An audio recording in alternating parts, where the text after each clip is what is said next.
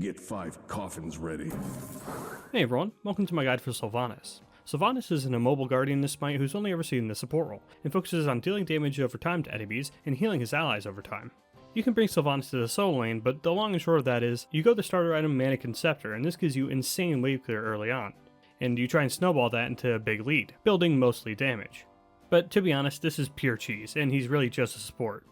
In support then, build-wise, Sylvanus, like Ymir, goes the typical support fare, but has to include some things like a Wingblade to ensure he doesn't just die every minute or so, since he's so easy to chase down and kill before he starts getting tanky later in the match. And for that matter, damage on Sylvanus actually goes a long way. He deals a lot of damage over time. He's the sort of character where he's so easy to kill that it really is best just to splash a bit of damage in there, so that at least you're able to deal a bunch of damage before you inevitably die. If I had one item I'd say is needed on Sylvanus, it's definitely Pridwin. That item was made for tanks like Sylvanus.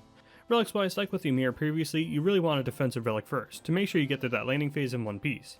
Then, you go into your aggressive relics, namely Blink, but relics like Sunder and Horrific work well on him as well, with Blink of course being the go-to. Shard wise, just Horn Shard will do, he's definitely one of the more boring ones. Recipe wise, Sturdy Stew is again a classic support recipe, but Bountiful Bow is just kind of excellent, so if you remember to make the most out of it, it's going to be a better choice overall thanks to the cooldown reduction. Now for something completely different, Sylvanus' basic attacks. Sylvanus uses unique AoE ranged basic attacks. They will strike in an AoE, can activate item effects, and of course, as you can tell, are not able to be body blocked like regular ranged basic attacks, but luckily they can't be used over walls. The downside here, of course, being obvious, the projectile speed. It doesn't matter how much attack speed you stack, the basic attacks themselves are slow, meaning that you have to lead your shots against enemy gods. But that's fine, since where these basic attacks really shine is against waves, since Sylvanus can kinda just sit there suppressing the wave for all of time. And this is actually a big reason for playing Sylvanus, to get a guaranteed lead in the duo lane, at least it should be guaranteed. Basically, Sylvanus is a risky guy, but if you pair him with another strong early game god, you can completely steamroll the enemy duo lane for the first 5 levels or so solely down to these basic attacks. It's kinda funny how that works. Little things to keep in mind include, as I mentioned, not being able to use it over walls, but if you're even close to a wall, it can be finicky about letting you basic attack, so make sure you got a good line of sight on your target. Also keep the casting time in mind too. It means that while you're basic attacking, you're even more of an easy target than regular characters while they basic attack, since you're slowed for longer since the basic attacks take longer to come out, with the basic attack movement speed penalty. Another part of why he steamrolls is his first ability. Sylvanus throws a projectile in the same AoE as his basic attacks, except this projectile comes out much faster. When the projectile lands, it will spawn a seed. After 5 seconds, the seed blooms into a plant with an area that will grant all allies MP5, which stands for mana per 5 seconds and is the base mana regen in SMITE. You can have up to 3 of these plants total on the map at any given time, and enemies can kill the plant with a single basic attack, but if they do, they have their protections reduced. So slap this in every tower and Phoenix you're currently playing around to set yourself up and your team with some free mana sustain. That's not all though. If this projectile hits an enemy, it will damage and root them and reduce their protections. This is obviously not a mega high impact CC ability like a stun or a knockup, but it is mighty fast, and since it can be used over walls, and just like his basic attacks, go over potential things that can body block it like minions and other gods, it's still a very annoying CC to deal with. And that protections reduction can get very serious, up to 25 protections reduced, which is nearly half of any squishy target's protections pre-level 15 or so. This is the easiest ability in the world to use. Want to start a combo? Root. If you CC someone with your other abilities, root. Teammate gets CC on someone, root, yeah you get it. Still though, Sylvanus, being easy to kill, can also use this ability as a last line of self-peel as well. 180 rooting has saved me several times while preparing for this video. But faster targets, assassins especially who get right up to you and chase you, can actually be rooted if you just root at your feet while running away from them, although actually turning around to root is always the safer bet. We'll get more into how to combo with it later. For now, you may have noticed that another seed actually spawned when Sylvanus used his first ability. This is part of Sylvanus' weird passive. Don't worry, it's simple, it just has some odd rules in how it actually functions. Whenever Sylvanus deploys or deals damage with an ability, he will drop a seed pod, and this seed is completely unrelated to the seed of his first ability. When Sylvanus picks them up, he gains a bit of mana back and has his cooldowns, including his ultimate, reduced by half a second, which is huge for a mana-hungry high cooldown god like Sylvanus. Even better, once Sylvanus hits level 15 or higher, the seeds will begin reducing the cooldown of his abilities for a whole second instead.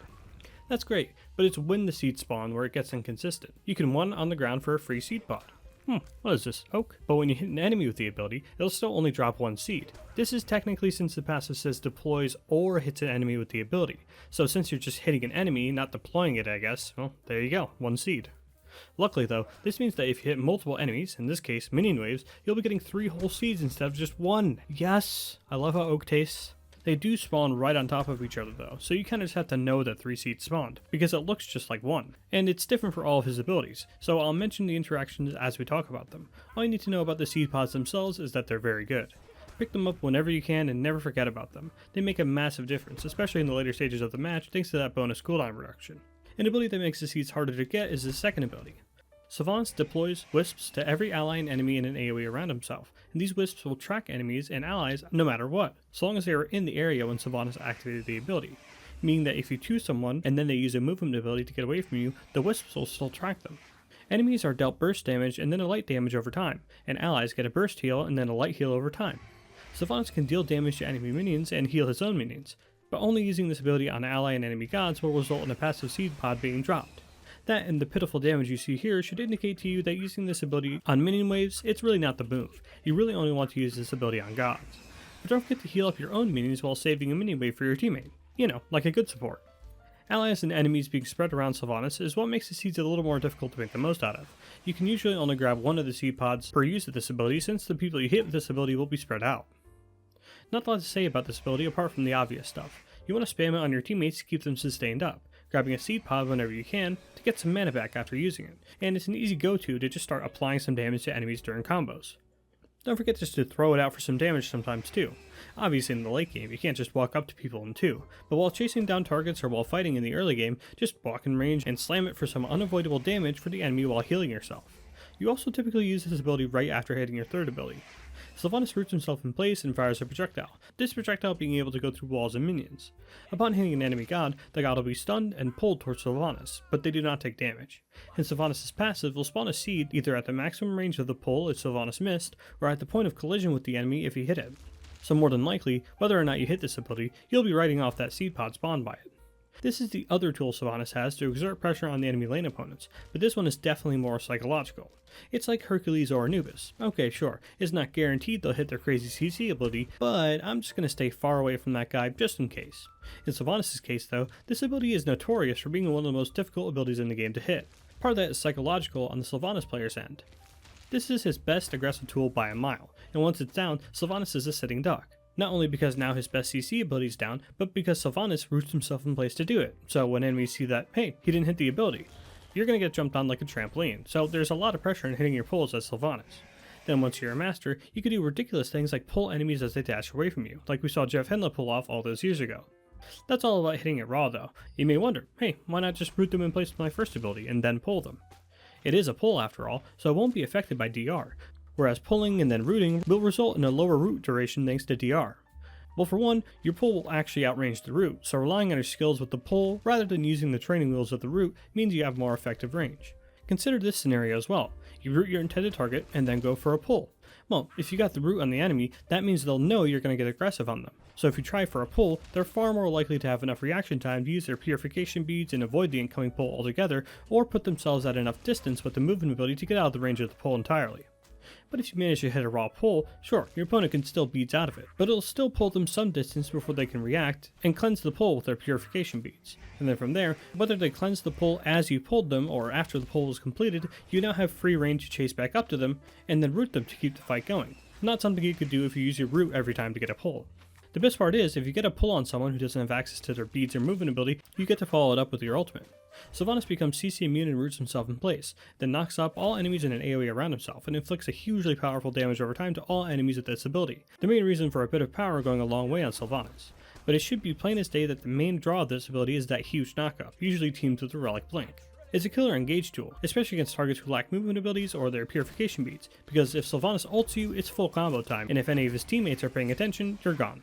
Blink ult 3-2 and then save your first ability for chase.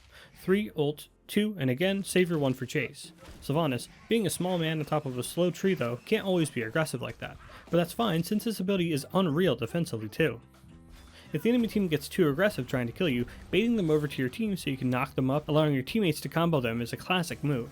This of course all comes with the caveat of Sylvanus, like our buddy Ymir, standing still to CC his enemies. So this does mean that if someone's running away from you and has more movement speed than you, they can easily outrun you and have you waste the ultimate if you tried to clip them with the very edge of it, which is why I started off those examples by using Blink. Either that or your 3 or relying on the enemy team to dive you to get a strong ultimate off.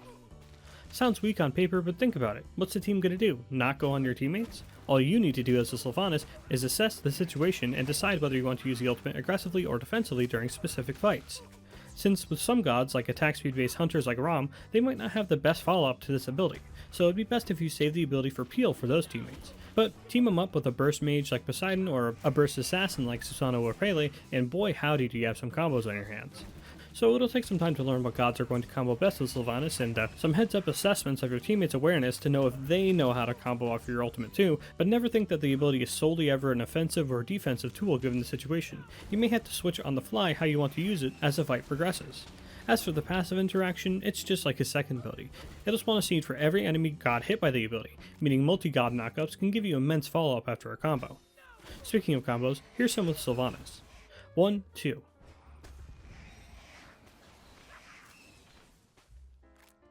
1, 3, 2.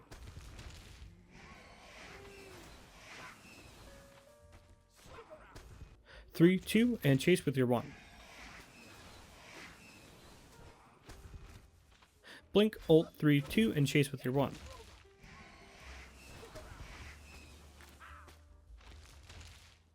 Three, ult, 2, and chase with your 1.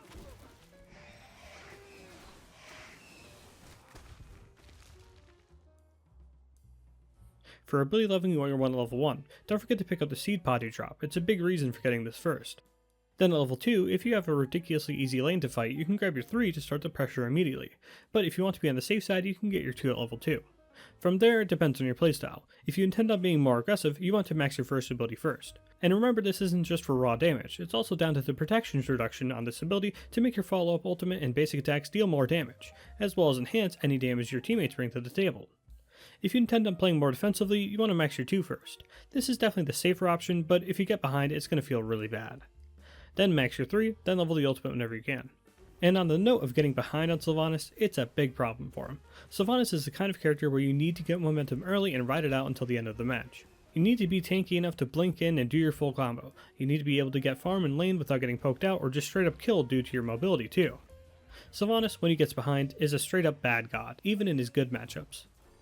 It's probably part of what makes him unappealing for people unfamiliar with the character, since you're more likely to have a bad performance on him when he's a new character to you. But luckily, Sylvanus has a ton of tools to get himself and his team ahead, and stay ahead. Pushing down lanes with their basic attacks, setting up for easy kills with your 3 and your 1, giving insane peel or insane setup with your ultimate, Sylvanus has the tools to enable his team to get ahead. But therein lies another flaw with the character. Sylvanus is a support character. He sets up for and heals his team. So if his team is, not great, Sylvanus can't do much to carry the game himself. He really requires his teammates' cooperation. And that's definitely a big part of why Sylvanus isn't very popular. He's not bad, not in the slightest, but unless you're in comms with your teammates, it can be hard sometimes to make those big plays happen early on, and not at best waste your potent early game, or at worst, get face rolled by the enemy jungler and get put behind. But when he has his team behind him, Sylvanus is an absolute menace, a brick wall of ideal tools for both peel for his teammates or insane setup combos that are hard to react to, and as an added bonus, keeps his teammates sustained the whole time to boot. So give Sylvanus a look-see if you're looking for a more skill-intensive guardian who can excel in both aggressive and defensive plays. Just be ready to put in a bit more work than some of the more popular support picks. That's all I have on Sylvanus for now, thanks for watching.